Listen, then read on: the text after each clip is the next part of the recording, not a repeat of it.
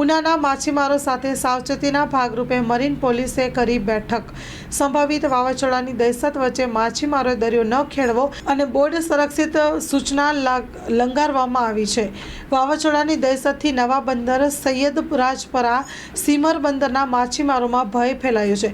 અગાઉ તોકતે વાવાઝોડાએ માછીમારોને કર્યું હતું વ્યાપક નુકસાન।